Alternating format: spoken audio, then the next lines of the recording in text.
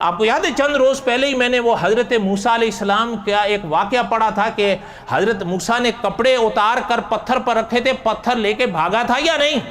اور یہ واقعہ بخاری شریف کا ہے، اسرائیلیات نہیں ہیں، یہ بخاری شریف میں ہے۔ آپ صلی اللہ علیہ وسلم کا فرمان ہے کہ حضرت موسیٰ کے کپڑے لے کر پتھر بھاگا اور حضرت موسیٰ اس کے پیچھے بھاگ رہے تھے۔ ایک شخص نے ایک کتاب لکھی ہے، میں اس کا نام نہیں لے رہا ہوں، اس نے لکھا ہے، کہتا ہے یہ ویسے مولویوں کو دھوکا ہوا، وہ کوئی پتھر تھوڑا تھا، وہ تو حضرت موسیٰ کی گھوڑی تھی جس کا نام حجر تھا۔ کیوں؟ اگر یہ حدیث مان لے تو اس کو معجزہ ماننا پڑتا ہے، لیکن پھر دیکھو تان کہاں ٹوٹی اس کی۔ آگے چل کر جس کے لیے شاید اس نے یہ کوشش کی تھی، آگے چل کر اس نے حضرت عیسیٰ کے بن باپ کی پیدائش کا انکار کیا۔ کہتا ہے یہ مولویوں کو غلط فہمی ہوئی ہے، یہ کیسے ہو سکتا ہے کہ بغیر اولاد کے کوئی پیدا ہو جائے، بغیر باپ کے کوئی پیدا ہو جائے، اس لیے حضرت عیسیٰ کے باپ تھے۔ اچھا کون تھے؟ کہتا ہے یوسف نجار تھے۔ کون تھے؟ یوسف نجار تھے۔ ویسے ہی مولویوں کو دھوکا ہوا۔ اس کی وجہ یہ ہے کہ اگر ایک معجزے کا انکار کرے گا تو پھر نتیجتاً اللہ کے ہر نبی کے ہر معجزے کا انکار کرے گا۔ حضرت عیسیٰ کی پیدائش معجزہ تھی، جب باقی کا انکار کیا تو یہ اقرار کیسے کرے گا؟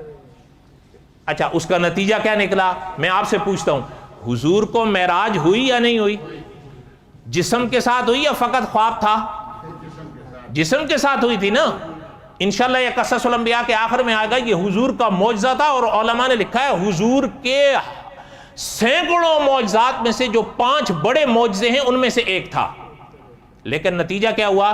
حضرت موسیٰ کے پتھر کا واقعہ انکار کیا معجزہ ہونے کی وجہ سے، حضرت عیسیٰ کے بن باپ پیدائش کا انکار کیا معجزہ ہونے کی وجہ سے، آگے چل کے حضور کے معراج کا بھی انکار کیا۔ انہوں نے کہا ناری کر رہے ہیں، کیسے کوئی جا سکتا ہے اور آ سکتا ہے؟ ہو ہی نہیں سکتا۔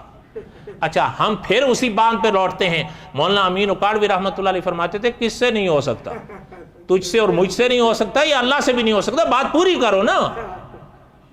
آپ کو وہ یاد نہیں ہے؟ مسئلہ یہ ہے نا، آپ یاد رکھتے نہیں باتیں۔ حضرت موسیٰ علیہ السلام کے واقعات ہم پڑھتے ہوئے آ رہے ہیں نا۔